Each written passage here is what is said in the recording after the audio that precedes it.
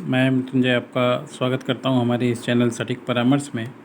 और देखिए, जिसका डर था वही हुआ। आज 7 अप्रैल को मार्केट में पूरी तरीके से तबाही मच गई और जिसकी आशंका पहले से ही जताई जा रही थी कि 7 अप्रैल सोमवार को सेंसेक्स साल की सबसे बड़ी गिरावट देखने को मिली। यानी 2025 का जो सबसे बड़ा गिरावट था वो 7 अप्रैल को देखने को मिला।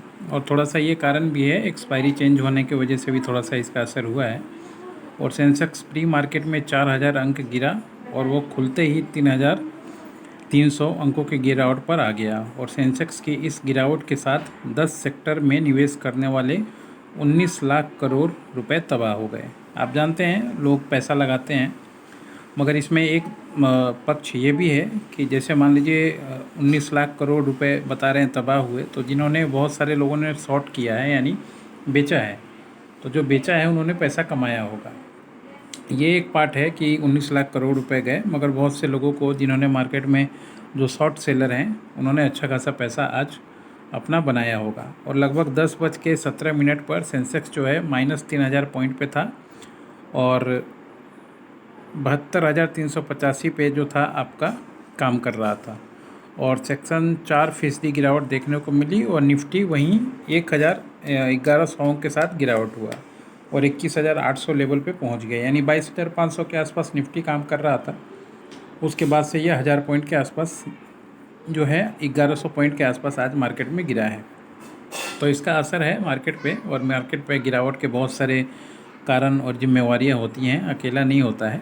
शेयर मार्केट के पीछे की तबाही के लिए जो जिम्मेवार है, आइए थोड़ा उस पर चर्चा कर लें कि शेयर मार्केट में तबाही के पीछे सबसे बड़ी वजह है अमेरिका के राष्ट्रपति डोनाल्ड ट्रंप, टैरिफ का हंटर।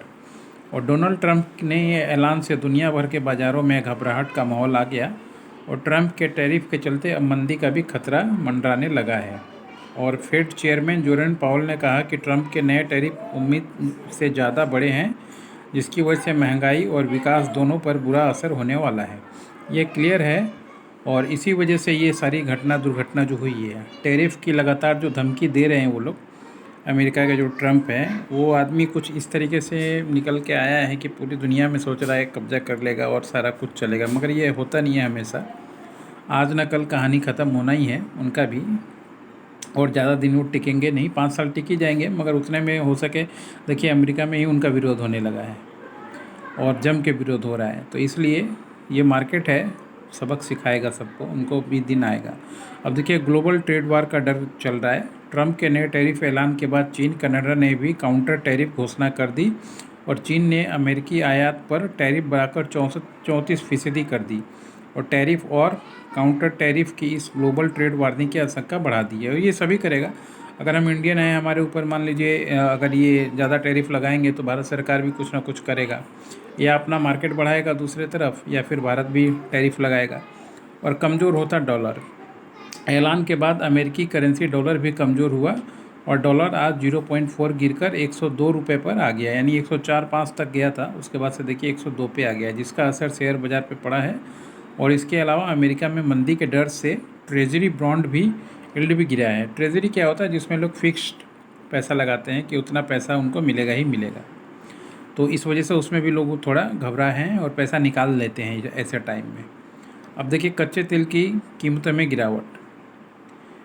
टैरिफ ऐलान के बाद वैश्विक मंदी का डर मंडरा रहा है और वैश्विक मंदी के डर से तेल की कीमतें गिर रही हैं। ब्रेंट क्रूज 3% गिरा है, $63 के आसपास आज मार्केट में पहुंच चुका है। और ये सब कुछ पॉइंट हैं जो मार्केट में गिरावट के कुछ कारण हैं। और गिरती शेयर बाज़ार में आप क्या करें? देखिए, गिरते शेयर बाज़ार में क्या करें वो अलग मुद्दा है। अगर अच्छी कंपनी कोई मिल जाती है तो उसको ज़रूर पकड़ के रखें। अब तेल की कीमतों पे असर हुआ है, इस वजह से रिलायंस पे भी बहुत असर हुआ है। आज आपने देखा होगा रिलायंस का भी मार्केट बहुत अच्छा खासा डाउन हुआ है। HDFC का मार्केट बहुत अच्छा खासा डाउन हुआ। तो HDFC और ये दोनों डायरेक्ट है। HDFC का भी मान लीजिए बहुत बड़ा रोल है, बहुत सारे बैंक में फाइनेंस करता है, कंपनी में फाइनेंस करता है, बहुत सारी चीज़ें करता है, जिसकी वजह से ये सब असर पड़ता है। और रिलायंस तो रिफाइनरी है, रिलायंस पूरा तेल सस्ते में ख़रीद के रिफ़ाइन करके फिर यूरोप में सेल करता है। तो तेल की कीमतें अगर घटेंगी और मार्केट में मान लीजिए एक्सपोर्ट पे जिस तरीके से टैरिफ लगाया गया है, तो इससे रिलायंस पे भी फ़र्क पड़ेगा, इसलिए उसका भी मार्केट थोड़ा गिरा है।